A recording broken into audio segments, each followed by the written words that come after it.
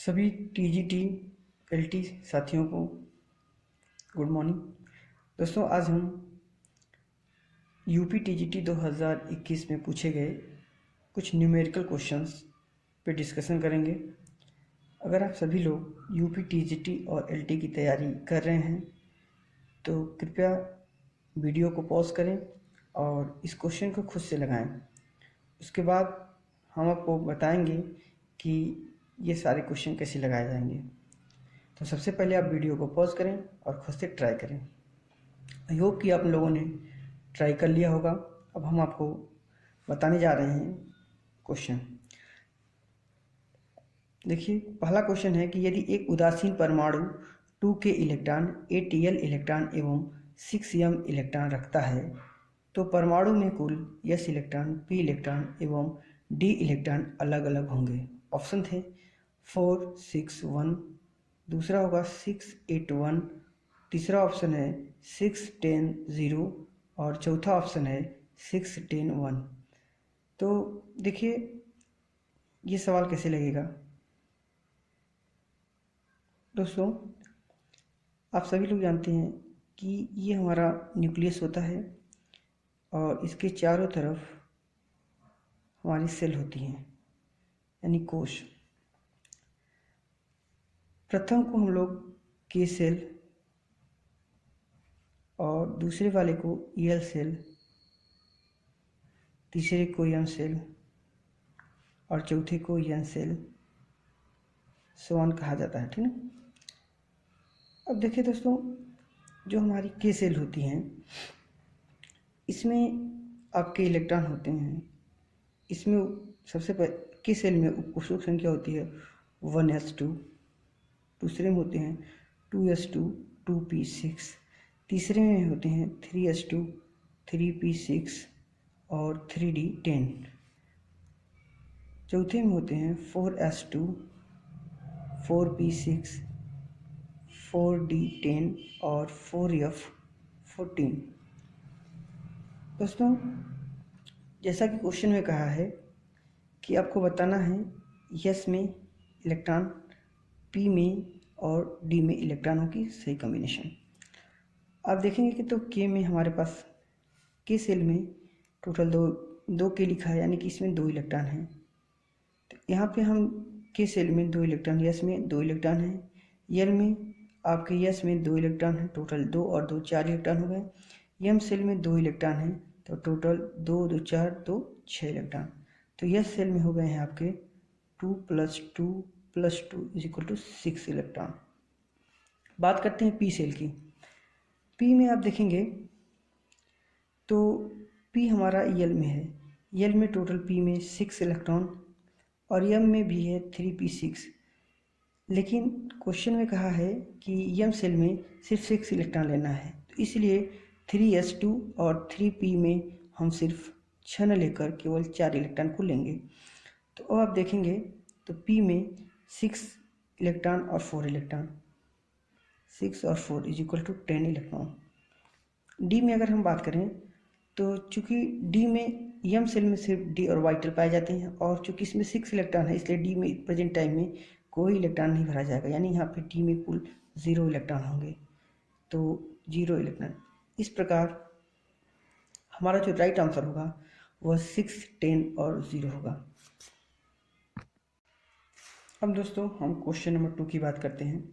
दूसरा क्वेश्चन पूछा है कि एक 220 वोल्ट निर्गम टर्मिनल से जोड़ने पर एक वैद्युत हीटर 10 एम्पीयर धारा खींचता है, इसका प्रतिरोध कितना होगा। ऑप्शन ए है 44 ओम, बी है 33 ओम, सी है 22 ओम और डी है 11 ओम। दोस्तों, इस क्वेश्चन को भी सबसे पहले आप खुद से ट्राई करें, उसके बाद हम आपको बताएंगे इसका सल्यूशन। तो आई होप आपने इस क्वेश्चन को भी ट्राई कर लिया होगा। अब चलिए देखते हैं ये सवाल कैसे लगेगा। देखिए दोस्तों, इसमें कर रहा है कि एक 220 वोल्ट निर्गम टर्मिनल से जोड़ने पर एक वैद्युत हीटर 10 एम्पीयर, तो इसने जो आई है वो हमारा 10 एम्पीयर दिया है क्वेश्चन में और वोल्टेज हमारा दिया है 220 वोल्ट। कह रहा है इसका प्रतिरोध आर आपसे पूछा हुआ है कि कितना होगा। हम जानते हैं ओम्स ओम के नियम से, ओम के नियम से अब जानते हैं V बराबर होता है आई आर। तो यहाँ से R निकालना आसान होगा आपके लिए। R इज इक्वल टू हो जाएगा V बटे आई, वैल्यू ऊपर से रख देंगे तो हो जाएगा 220 बटे 10 बराबर आपका हो जाएगा 22 ओम। तो इस प्रकार हमारा option C is right. Next हमारा क्वेश्चन जो पूछा गया है वह यह है, एक आदर्श ट्रांसफार्मर के प्राथमिक में 100 फेरे हैं और द्वितीयक में n। यदि 220 वोल्ट AC निविष्ट करने पर 11 वोल्ट निर्गत होती है तो n क्या है। दोस्तों यह हमारा क्वेश्चन ट्रांसफार्मर से पूछा गया है और इसके लिए एक फार्मूला यूज करेंगे। आप लोग कृपया ध्यान से देखें और जो तैयारी कर रहे हैं भाई बहन उनसे विनम्र निवेदन है कि सबसे पहले वो इस क्वेश्चन को खुद से ट्राई करें। फार्मूला हमारा दोस्तों होगा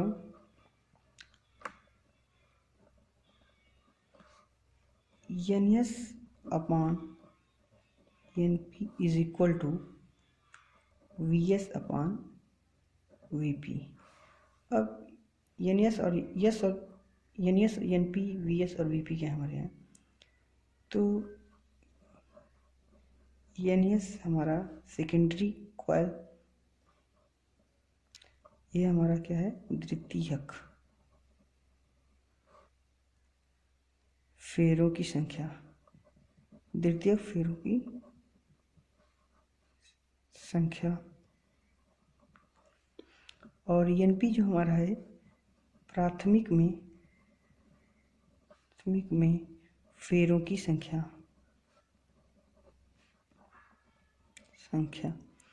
उसी तरह जो VS और VP होंगे ये हमारे वोल्टेज होंगे।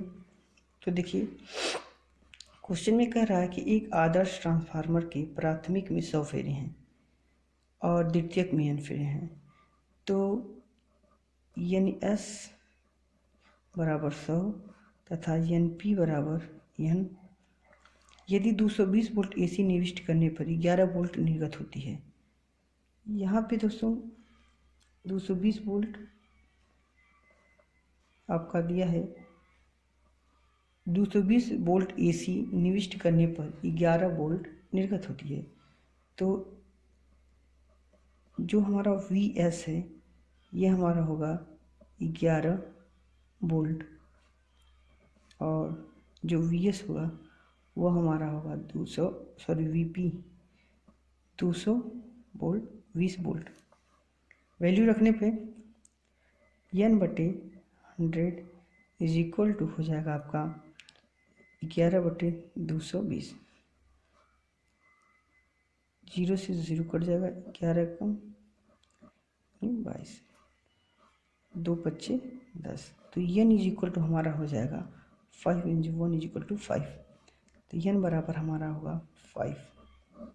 तो हमारा जो इजेक्ट आंसर होगा वो ऑप्शन नंबर बी होगा।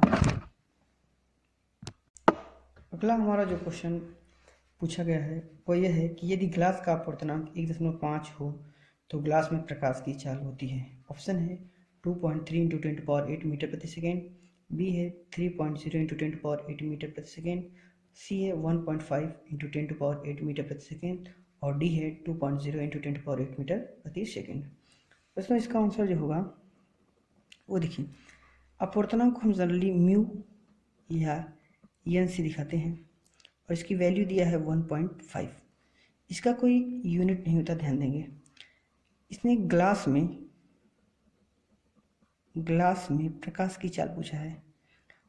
प्रकाश की चाल क्या होगी दोस्तों? फॉर्मूला होता है n is equal to V upon C. Sorry